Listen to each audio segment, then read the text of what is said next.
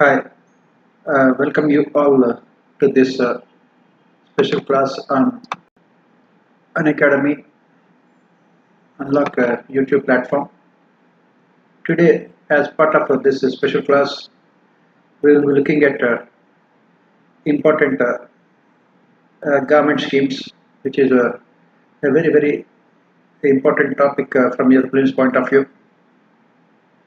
For example, in 2020, at least 8 to 9 questions were asked in prelims out of 100 only from these government schemes.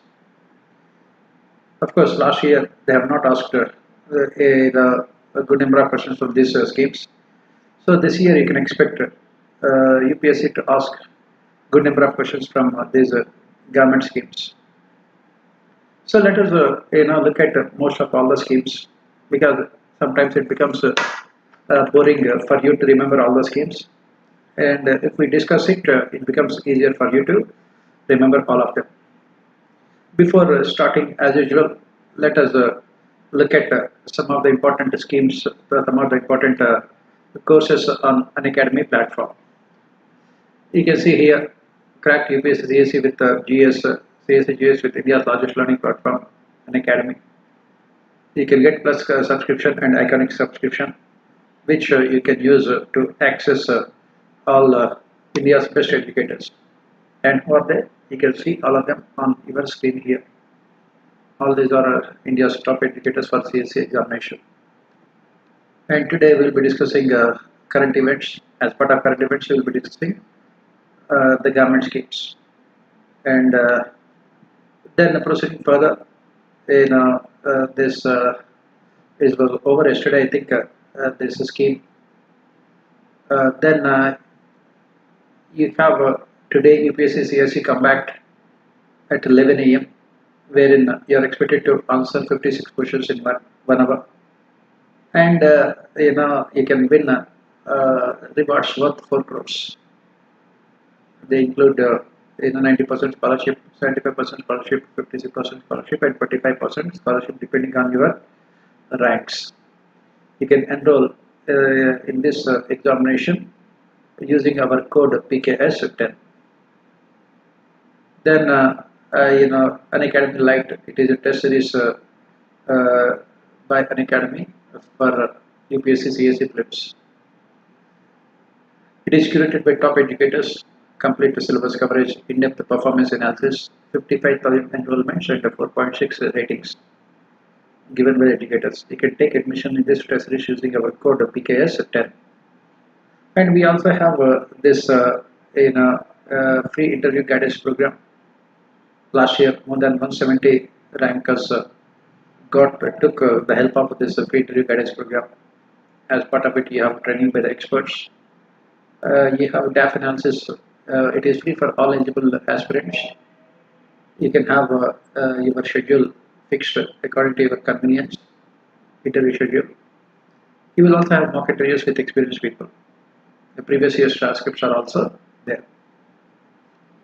for you to go through. Then you will also have this iconic subscription, wherein the benefits include personal coach and one-on-one live mentorship, mains question answer practice, study planner, and open house with educators. And you don't have to worry about the finances, because you can get loans at 0% interest, 0% EMI. It is approved in 2 hours, minimal paperwork and flexible tenures. As I mentioned, today's topic is about current events. As part of current events, we will be looking at these important government schemes, right? So let us come back and go to the topic that we are expected to discuss. Important government schemes. If you look at it, if you look at this, the schemes of the government are basically broadly divided into what we call, they are broadly divided into education, health, then agriculture, then rural development, urban development, and then other areas So this is what we say here. The schemes are divided into broadly various categories. We will also go by the same division also, so that it becomes easier for us to remember. Now, what kind of questions are asked from these schemes? Normally, they will ask a typical standard question like they will give you, they will say that which among the following are true about Pradhan Mantri Jan Arogya Yojana, Ayushman Bharat Pradhan Mantri Jan Arogya Yojana. They will give you enough for right. They will give you 2 3 points, and they will say that one and two is right, 2 and 3 is right, so on and so forth.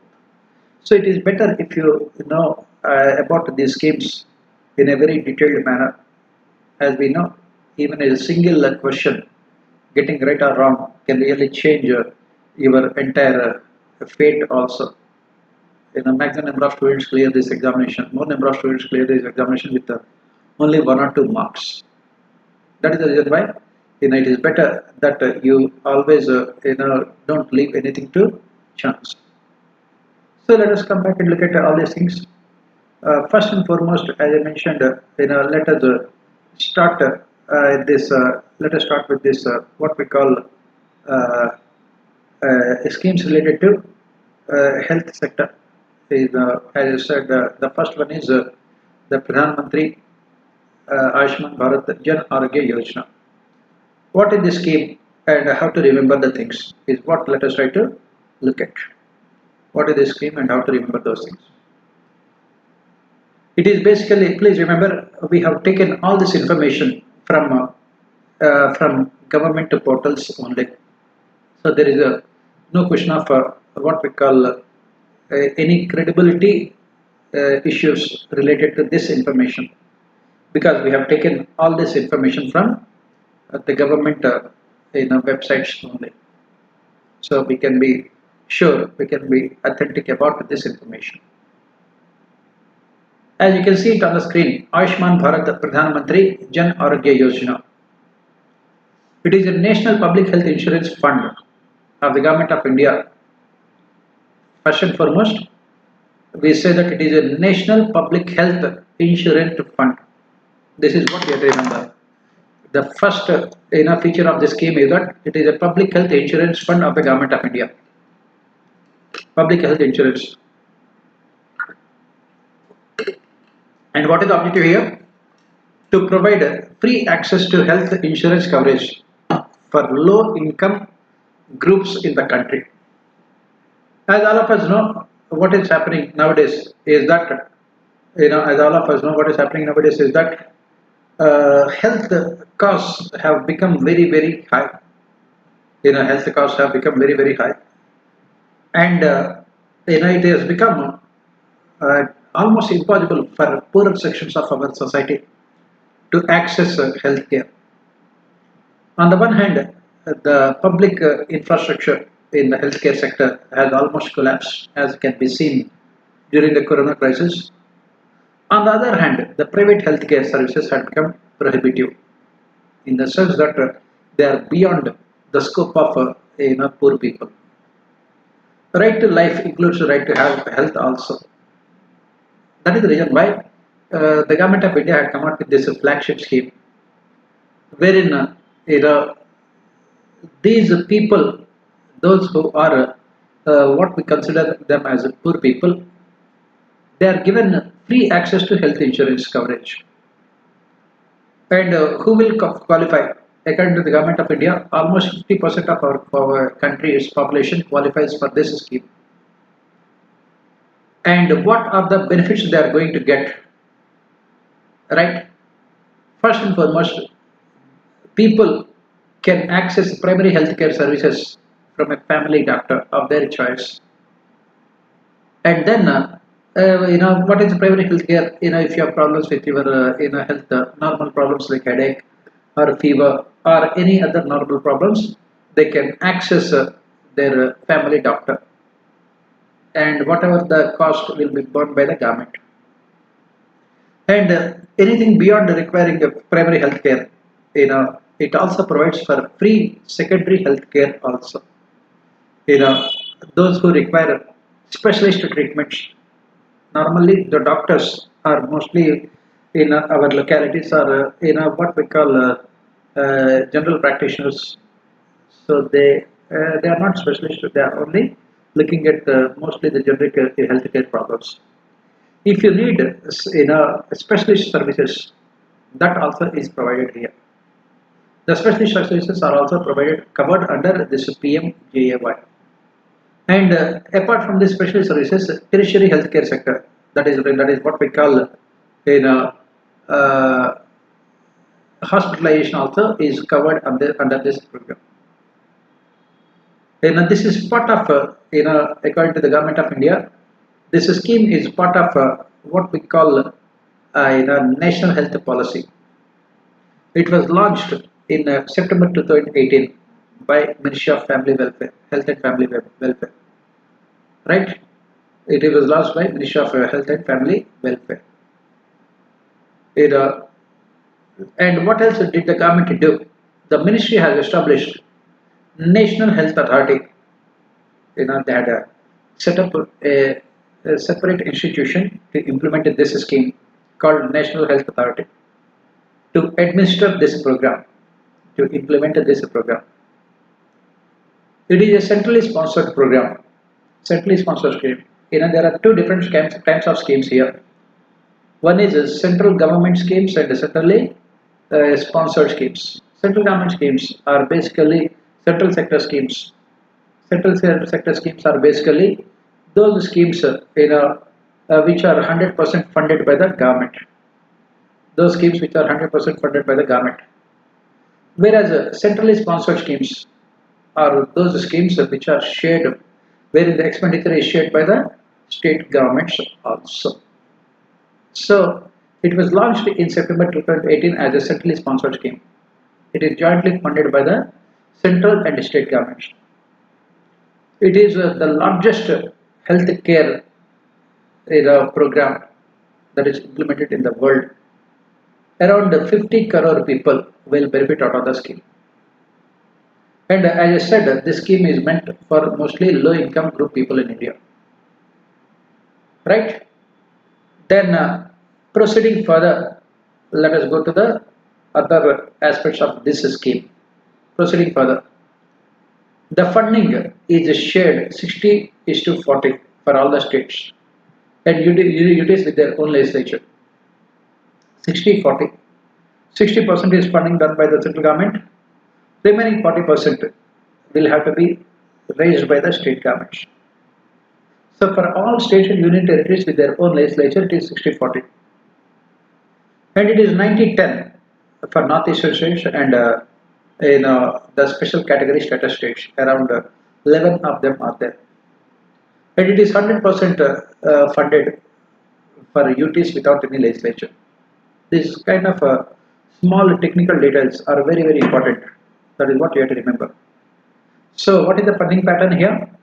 The funding pattern here is that it is 60:40 for normal states, 90:10 for in a special category status states, and then it is 100% funded for union territories without any legislature. And what about union territories with the legislature? It is again 60:40. So for Delhi and Pondicherry, it is 60:40. Right? These are all the small things that UPSC might ask you in the examination. What is the nodal agencies to implement the scheme? National Health Authority has been constituted under Societies Registration Act 1860 for implementation of this PMJAY in alliance with the state government. At the state level, it is the State Health Agency. At the central level, it is the National Health Authority for implementation of this scheme. And what are the important features of this scheme? What are the important features of this scheme? First and foremost, providing health coverage for 10 crore households or 50 crore Indians. On average, if you take the population of a family is to be around 5, then 10 crore households means 50 crore Indians would benefit out of the scheme. And up to what extent insurance coverage is provided? Up to 5 lakh rupees per family per year. Please remember, it is per family per year, not per person, for medical treatment in empaneled hospitals. Per family per year, they can benefit up to 5 lakh rupees. And the hospitals are empaneled. Private hospitals are empaneled by the government. And these hospitals can be in both private and public sector. It offers cashless payment and paperless record keeping through doctor's office. And how to determine this 50 10 crore population? Socioeconomic and cost census of 2011 is used to determine the beneficiaries. There is no restriction on family size. I said that it is on average 5 members in a family, but it does not mean that it should only be for 5 members in a family. There is no restriction on family size or gender, and it is implemented retrospectively also. That means all previous medical conditions are covered under this scheme. It is not about the present diseases. Whatever the diseases that you have in the past also will be covered under this scheme. All previous medical conditions are also covered under this scheme. Next, important feature of this scheme is that it covers 3 days of pre-hospitalization and 15 days of post-hospitalization. For example, you have joined hospital for a surgery. It covers 3 days of pre-hospitalization and 15 days of post-hospitalization, including diagnostic care and expenses on medicines. It covers the diagnostic care as well as expenses on medicines. This scheme is portable. That means you are from say Bihar and you wanted to get the treatment in Delhi. No problem, you can get it in Delhi. They can be within the state. The empaneled hospital can be within the state as well as anywhere outside the state also within the country. Why? Because some states may not be having what we call better healthcare facilities. To benefit those people who do not have better healthcare facilities, this scheme is made portable. Just like what we have is the PDS scheme that was made portable by the government. It also provides access to free COVID testing also. Provide access to free COVID testing also. But and what we say here is that when you look at the other side of the scheme, during the corona crisis, the scheme was not at all useful. For example, in Bihar, during the corona crisis, it has not benefited a single person. Or for that in other states also. Maybe the corona treatment should also have been included in this scheme to make it more effective. That is what the government could have done. Retrospectively, this is what the government should have done. Because during the corona crisis, as you could see, because of the complete breakdown of the public health infrastructure, most of the middle class people and poor people were forced to take the help of private healthcare services, which unfortunately exploited ruthlessly the people. They charged more than 1.5 lakh rupees per day for corona treatment, even though the government has said that it should not be more than 1200 rupees. So that is where these kind of schemes can be little bit more off the mark, because they should help the people when the people are facing what we call real issues. That is where I think these kind of schemes can be they were found wanting. Right? Then let us proceed and look at other important issues related to health sector. Next one is, as you can see it on the screen here, National Digital Health Mission. National Digital Health Mission. This is also a very important topic from your examination point of view. National Digital Health Mission. Right? What is this National Digital Health Mission and how it is being done? Let us try to understand. As all of us know, the Government of India had announced National Health Policy in 2017. And what is the objective of this National Health Policy? Health for all. That is what the objective of this National Health Policy. Health for all. Very simple. And this health policy has envisaged a digital health technology ecosystem. Digital health technology ecosystem, developing an integrated health information system The objective is to develop an integrated health information system to serve the needs of all stakeholders, to improve efficiency, transparency, and also to ensure better interlinkages between public and private healthcare services. Before discussing about this, this health mission, right? Let us briefly look at the problems here, so that we can understand the importance of this scheme. We can understand the importance of this scheme. First and foremost, if you look at in India, the health records are not properly maintained, especially in rural areas. Health records are not properly maintained. Not only the health records of the patients, but also the medicines that have been prescribed by the doctors are also not properly maintained. So when patients shift from one hospital to the other hospital, then the doctors will have tough time in diagnosing the problems and also coming out with proper treatment also. More often than not, it results in a wrong diagnosis and wrong treatment also. And of course, the health history is conspicuous by its absence. What are the major problems that we have seen with our health, and when these problems had occurred, what could be the reasons, and what are the medicines that have been prescribed by the doctors. These are all are conspicuous by their absence in our health ecosystem, and there is no proper coordination between the stakeholders here. Who are the stakeholders here? Patients, then doctors, and then there's pharmaceutical companies and the research institutions that are involved in the health sector in India. So that is the reason why it has been found that we have to ensure proper interlinkages between all the stakeholders involved, and and we also have to prevent the errors in treatment of a patient. That is very important. You have to prevent the errors in a treatment. Why? Because, as I said, since proper health history of the patients is not available, more often than not, what we see is that doctors opting for what we call it as a trial and error policy while providing medicines to the patients, while also coming out with the solutions to their health problems. And that is the reason why the central government think tank Niti Aayog in 2018 had come out with this idea of a national health stack, basically having a digital library of all the stakeholders in the system,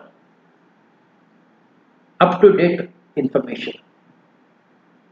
This NHS, it was intended to be a digital infrastructure platform, to make health insurance system more transparent and robust, you know, and it also has to take into consideration the political realities of federalism.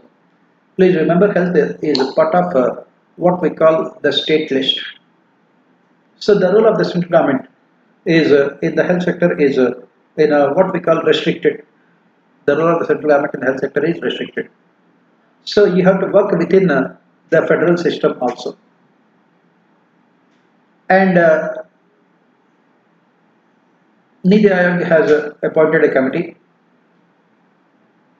and this committee in 2019 July had come out with National Digital Health Blueprint for the entire country, and it is known as ultimately it is known as National Digital Health Mission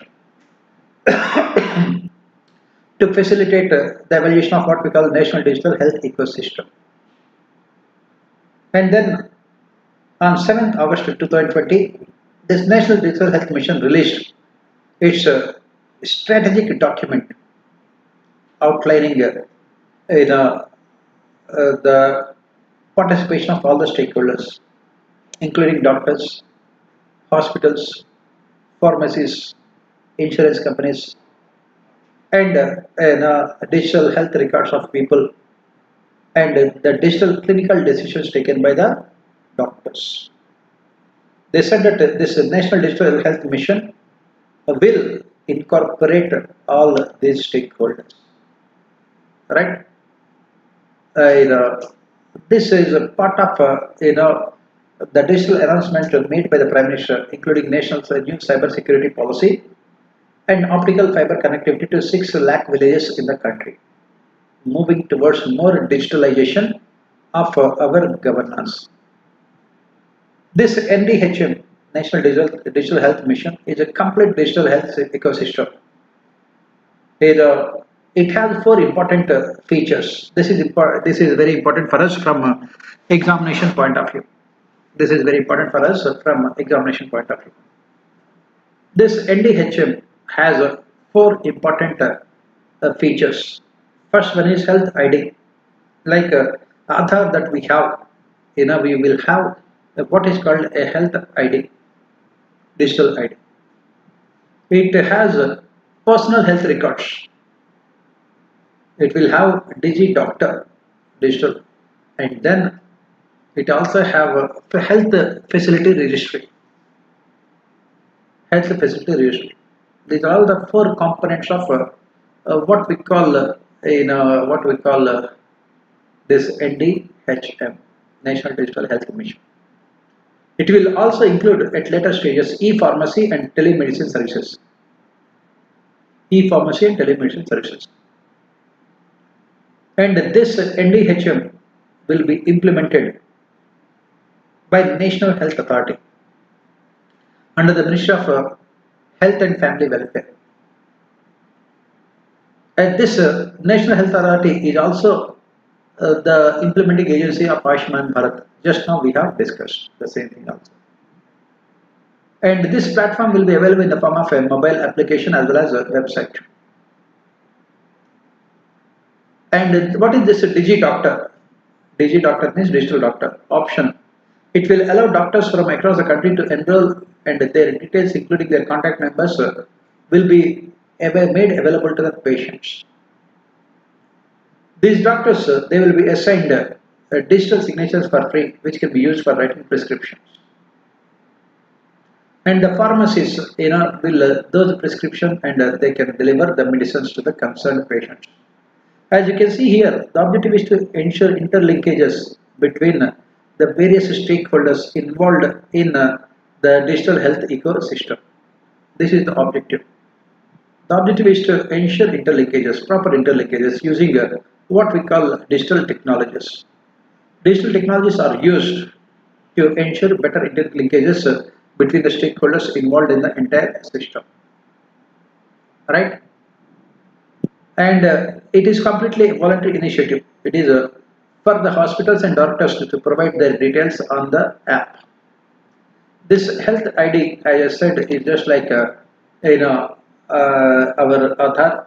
It will be a repository of all health related information of every Indian. Just looking at that health ID, for example, you are given one identification card, and if I click on that, I will get all information about your health related issues, up to date information. As we say here, the basic issue here is that the absence of information, credible information, that is resulting in doctors prescribing wrong medication for the patients also. Now everything is at their fingertips. And in various healthcare providers like hospitals, laboratories, insurance companies, online pharmacies, telemedicine firms, they will participate in this health ID system. They will enroll themselves. As I said, everything is voluntary in nature. Every patient who wishes to have their health records available digitally must create a unique health ID using their basic details or mobile or Aadhaar. How it works, you have to go to the app and you have to create your health ID. And this ID will be linked to the consent manager, which will be used to seek patient consent and allow the seamless flow of information, because there are so many people who do not want their health information to be made public to others. So this you have health data consent manager who will seek your permission before making the information available to the concerned authorities, whether the doctors or pharmaceutical companies or telemedicine agents also. And again, as I have mentioned, everything is voluntary in nature. It is applicable across the states, hospitals, diagnostic laboratories, and pharmacies. That is what we have said also. So this is what we say about this is what we say about the National Digital Health Mission. So we have seen two important initiatives in the health sector. First one is the health insurance scheme in Pradhan Mantri Jan Arogya Yojana, Ayushman Bharat. The second one is National Digital Health Mission, and both of them are potential questions for your main examination also. If you have any doubts, you can ask. Otherwise, I can move on to the other schemes. Shall I move on to the other schemes?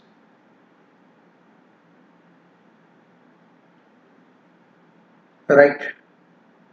Let us move on to the other schemes then. Intensified Mission Indradhanush 3. Intensified Mission Indradhanush in a phase 3. What is this?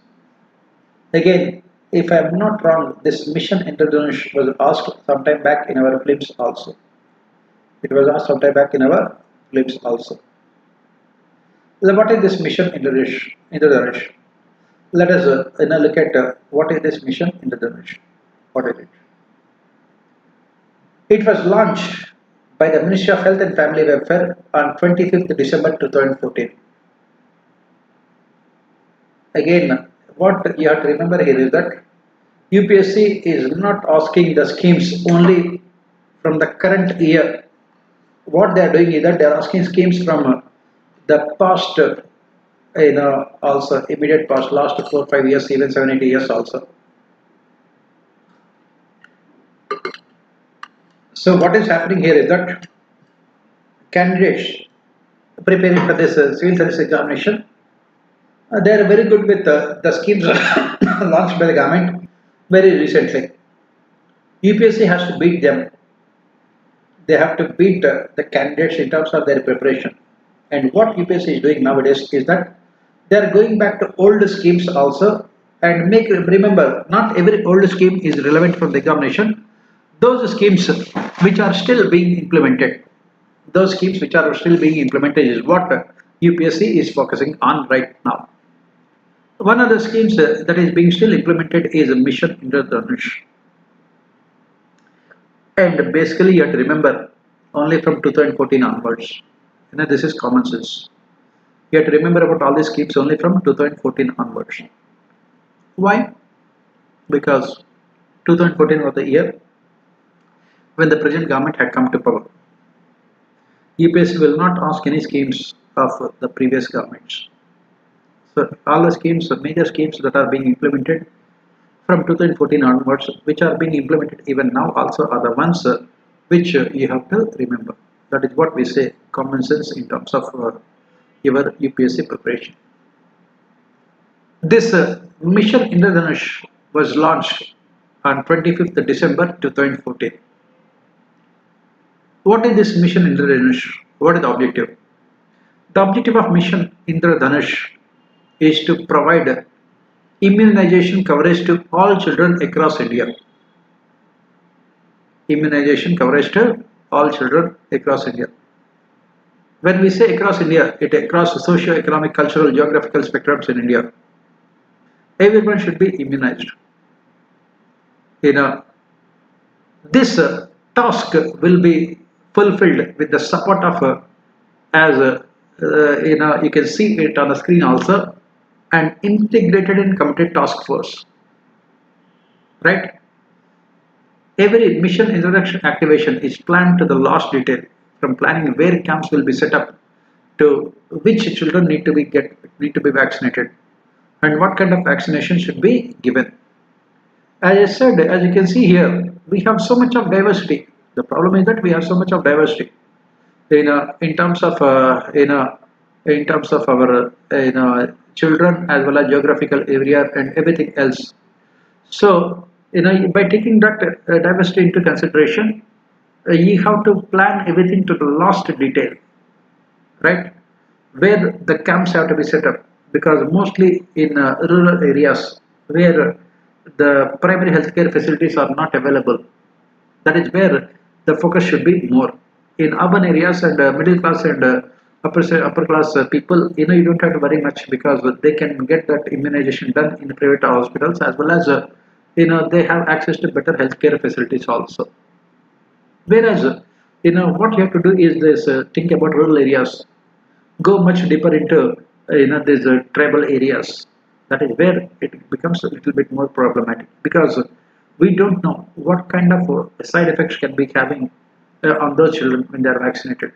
That is the reason why everything should be planned to the last detail. And what kind of vaccine should be given to the children in that particular camp. All these details will have to be taken care of by this mission intervention. And that is the reason why it becomes what we call a little bit more difficult also. Next, proceeding further, as I said, to reach the unreached population under universal immunization program. Unreached population, where do you find this unreached population? As I mentioned, you find this unreached population in tribal areas, in deep forests, because India is such a large country, so diverse country, and hilly areas. You can see that when these elections are held, they carry ballots to the remotest parts of the country also. In the same manner, this program is also implemented in mission mode to cover all the children in our country and also all pregnant women, because this healthcare at a young age is very important to make them more strong when they grow old also. And this mission international will be implemented in 2 rounds in a year. They will be conducted in 250 pre-identified districts across the states and union territories. 250 pre-identified districts. 313 districts have out of these things, the districts have been in India we have around almost more than 700 districts, out of which 313 districts have been identified as low risk districts. That means immunization has been very good. 152 have been identified as a medium risk, and 250 have been identified as high risk districts. Why 250 have been identified as a high risk districts? Because there the immunization is very low. So as part of this mission international phase 3, they are focusing on those 250 pre-identified districts. And as I said, beneficiaries will be from migration areas and remote areas because they have missed their vaccination doses during the pandemic. And what is the significance of this mission Indradhanush? Obviously, it will help India to achieve, to realize one of those sustainable development goals, health for all. Next important scheme.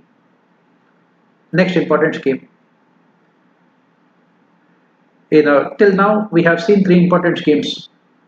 One is a health insurance scheme, Pradhan Mantri Jan Arogya Yojana. Next, National Digital Health Mission, and third one is Mission Indradhanush. Right? Abhishek, this is a YouTube class. This is not a special class. Special class we have done in the morning. In the morning special class, I have done this economic survey. This is YouTube class. On Unacademy platform. Right? This is YouTube class. And today, as part of our class, I am focusing on these important government schemes, because the question can be asked from these schemes. Next important scheme that we are talking about is Pradhan Mantri Swasthya Suraksha Yojana, PMSSY. Right? As all of us know, our prime ministers are always fascinated by Hindi language, whether it is Atal Bihari Vajpayee or the present Prime Minister Narendra Modi. That is the reason why most of the schemes are named in Shuddha Hindi. Pradhan Mantri Swasthya Suraksha Yojana, right? And those who are from non-Hindi background, these things will look like Greek and Latin, right? The governments simply do not have the common sense also to name these schemes in the regional languages also or the local languages also, right? If the government has common sense, why do you call it as government then? So coming back here, this scheme was launched in 2003. What is the objective of the scheme? The objective of this scheme is to rectify regional imbalances, right? The objective of the scheme is to rectify imbalances in the availability of affordable and reliable tertiary healthcare services in the country. The objective of the scheme is to rectify in the availability of affordable and reliable tertiary healthcare services in the country. As all of us know, healthcare services in the country are not available uniformly throughout the country. There are some states which have very good healthcare services. Within the states also there are some cities which have very good healthcare services. But the rest of the country on an average overall does not have good health infrastructure. And that is the reason why this scheme was launched in 2003. Even though it was launched in 2003, almost 20 years, the situation continues to be the same. It will always continue to be the same. The government is interested in launching the more schemes but not in ensuring their effective implementation. So there are two important components under this scheme, PMSSY. What are those important components? First and foremost, there are 22 All India Institute of Management the aims that will be set up here. 22 have been announced. Out of these 22, 6 are functional now. And each aims, All India Institute of Medical Sciences, each aims would have state-of-the-art operation theatres and diagnostic facilities. As we know, the basic problem with India is that our health infrastructure is in complete shambles. As it could be seen during the corona crisis, public health infrastructure has almost completely collapsed in India. Public health infrastructure has almost completely collapsed in India. And this scheme, please remember, was launched in 2003 and corona crisis in 2020.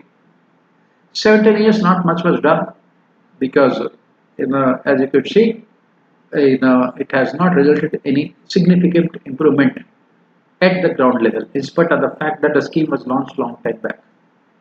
22 aims have been announced, out of which only 6 are functional. You can imagine. That means only 25, less than 25% success. And each aims would have 750 beds at least. And they will have 15 to 20 specialty departments, 100 MBBS seats and 60 nursing seats. All these, please remember, they will be serving twin purposes. It will act as a medical college as well as a medical institution also. They will be training future doctors as well as future nurses also. 100 MBBS seats and 60 nursing seats. If the government has to improve health infrastructure, why should you have only 22? When you have more than 700 districts in the country, 750. Let each and every district has one aims with the same arrangement, 100 MBBS seats and 60 nursing seats. And the immediate, as part of health sector reforms, this is what we say, the immediate reform that the government has to implement is increase the health expenditure to at least 6% of our GDP.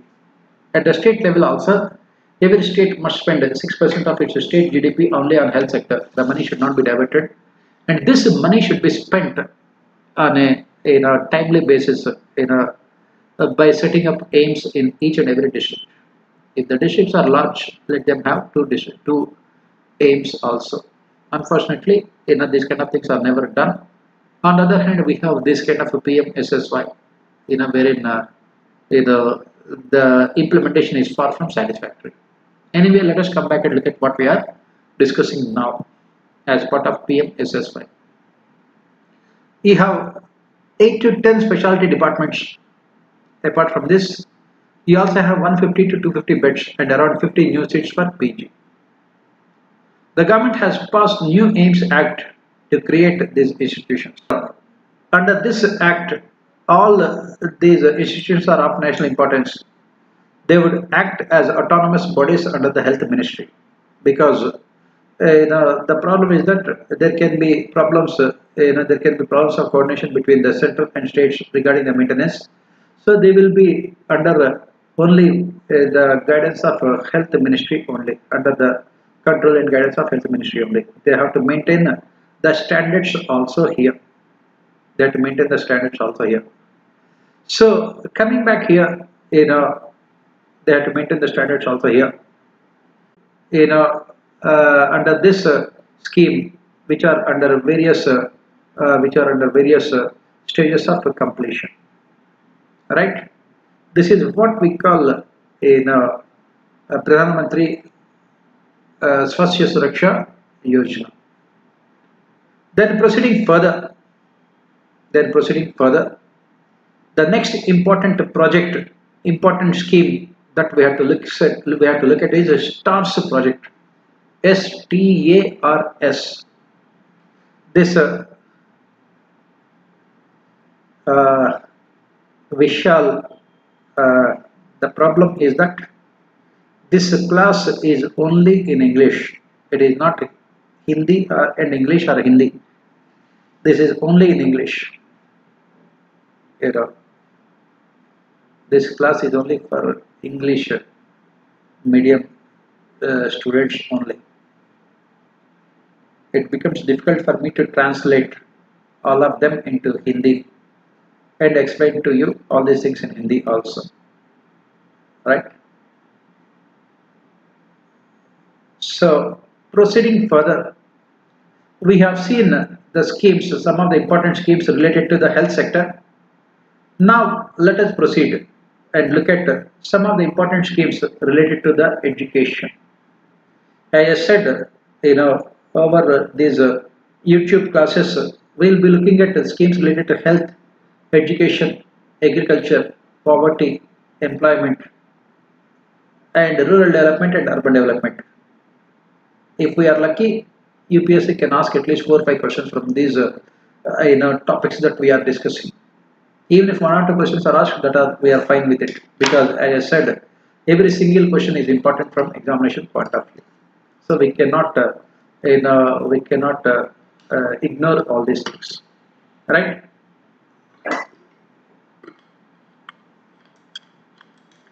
Proceeding, the next scheme that we have to discuss here is the STARS project. STARS. As all of us know, our Prime Minister is always fascinated with these acronyms when it comes to initiating or starting a new schemes and projects. Every scheme and project is named after a very attractive term, wherein each and every alphabet will give us a separate meaning. STARS, STARS. It is a World Bank aided project. First and foremost, it is a World Bank aided project. And what are the important features here? What is STARS here in the first place? STARS means strengthening teaching, learning, and results for a state's project. In order to come out with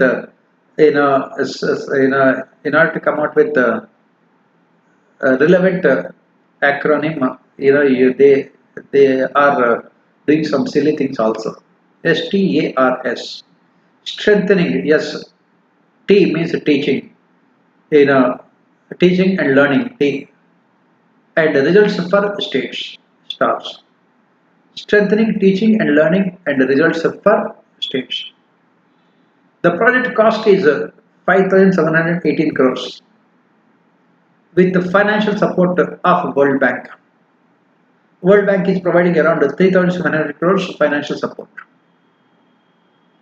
And the project will be implemented through one of the flagship schemes of the government, Samagra Shiksha Yojana. It will be implemented through the Samagra Shiksha Yojana, Sarva Shiksha Yojana and Samagra Shiksha Yojana. That is what we say. What are the important features of this project? Access and retention, right to education entitlements, quality interventions by the state, teacher education and training, gender and equity, inclusive education, upgradation of learning environment. Upgradation of learning environment. These are the important features of this project. These are the important features of this project. Basically, the objective is to improve learning outcomes. The objective is to improve learning outcomes and also to ensure better stakeholder participation. Right? India's participation in the 2022 cycle of a program for international student assessment will also be funded by this project. An autonomous body, PARAG, Performance Assessment Review and Analysis of Knowledge for Holistic Development. An autonomous body has been set up under the Department of School Education to implement this project. An autonomous body. It will be implemented as a new centrally sponsored scheme. That means the funding will be done both by the central government and state governments under the Department of School Education in the Ministry of Education. It will be implemented. And what is the objective of this scheme? As you can see it on the screen here, what is the objective of this scheme? The objective of this scheme, is to align the objectives of National Education Policy 2020 with quality-based learning outcomes. As we know, most of the children in India, because of their poverty, cannot afford private education. They mostly go to government schools. But the problem with government schools is that educational outcomes are very, very poor. So the objective of this scheme is to improve educational outcomes in government managed schools. This scheme mostly caters, like all other schemes also, to the education needs of girls and students from marginalized sections, scheduled castes, scheduled tribes, other backward castes, minorities, and of course, girl students. And this scheme will focus on initiatives like PM E-Vidya, the Foundational Literacy and Numeracy Mission, National Curricular and Pedagogic Framework for Early Childhood Care and Education. And this is part of Atmanirbhar Bharat Abhiyan. As you know, during the Corona crisis, the government of India had come out with this Atmanirbhar Bharat Abhiyan. As part of this, the objective, one of the schemes of this Atmanirbhar Bharat is this scheme only. This PISA, was introduced in 2000 by OECD countries. And what is this PISA all about? This PISA, all about testing the learning levels of 15-year-old children in reading, mathematics, and science. The test is conducted every 3 years. Last time when this test was conducted, it was found out that a 9th standard student in Bihar could not do the sums of 2nd standard in Bihar. That is how the learning outcomes are so bad in learning outcomes are so bad in some of these states. That is what the MP multidimensional poverty index also has pointed out. India stayed away from PISA in 2012 and 2015 on account of its dismal performance in 2009. And under this learning outcomes test, right, India was placed 72nd among 74 countries. All our neighbors have done far better than India. Finally, the government has decided to end the boycott in 2019, and we have participated again in 2019. We have boycotted this because our grading was so bad that we felt that we are discriminated against. We don't want to accept the fact that our education system is so poor, right? So in 2019, the government has decided to again join this testing system and improve learning outcomes rather than boycotting it blindly. That led to establishment of what we call PARAK by the government. What is PARAK? Performance assessment, PARA, KH, performance assessment PA, R review, and AKH means an analysis of knowledge for holistic development. It is included in national education policy as an independent and autonomous institution under the Ministry of Education that will set standards for around 60 examination boards in the country. The basic problem, as I said, is that the quality of educational outcomes are so bad in India that even though they are literate for the namesake, for all other practical purposes, they are only illiterate. It will have contingency emergency response component that will help the government to respond to the situations leading to loss of learning, such as school closures, infrastructure damage, inadequate facilities, and use of technology. As you can see here, during the corona crisis, the question that are repeatedly asked in both the prelims and mains is that during the corona crisis, the learning outcomes were badly affected. And it is said that at least 20-30% of the children in rural areas have completely gone out of the education system forever, permanently. So how to respond to these kind of emergencies, unforeseen situations? That is where we talk about this scheme, contingency emergency response component. How to bring them back to the schools, how to ensure their better education, how to improve the learning outcomes, how to ensure that they would not be wasting their childhood also. Because corona had resulted in more poverty in rural areas, the parents have been forced to withdraw their children from the schools. And again after that, even when the schools are reopened, they were not sending them to the schools because parents have already started them sending them to work in agricultural fields and other household works. How to bring them back and how to use this technology to ensure better learning. Please remember, technology has its own limitations. For example, take the case of mobile phones through which they learn. Is it possible for them to look into the mobile screen all the time? And also, is it possible for them to, have concentration? So these are all the things which we have to look at, through this mobile learning. And through this mobile learning, they are missing out on most important thing, that is, socializing the children. Right? So you have to look into all these things. And this contingency emergency response component will look after all of them. Right? Then we also have another scheme related to the education sector only, called Spark. So what we have seen now is this Starship Project, strengthening teaching, learning and results for a states project, which has been implemented with the World Bank funding, because India's ranking in this pedagogic outcomes has been very bad, that our rank was 72 out of 74 countries. After 2009, India has withdrawn itself from this test also in 2012 and 2015. We have entered it again only in 2019. Even then also our performance has not been really great. How to improve the educational outcomes?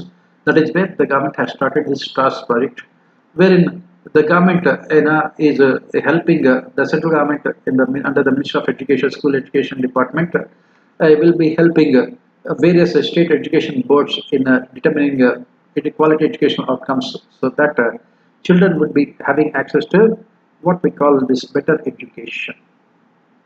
And this is implemented under Samagra Shiksha Abhiyan. Sarva Shiksha Abhiyan has been renamed as Samagra Shiksha Abhiyan. Right? And as part of this scheme, we also have contingency emergency response component also, wherein the government is trying to come out with the emergency response to all the situations, that disasters like corona. As we mentioned, lakhs of students, especially from poor and marginalized sections, and more importantly, girl child, they had withdrawn themselves from the education system due to corona. How to bring them back to the education system is what this CERC will be looking at.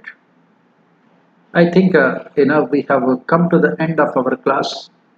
We can stop it here, and we will continue with them again day after tomorrow. Till then, take care of yourself. If you have any doubts, you can ask. If you have any doubts, you can ask. Otherwise, we can stop it here. And we will meet day after tomorrow with more topics related to our prelims examination.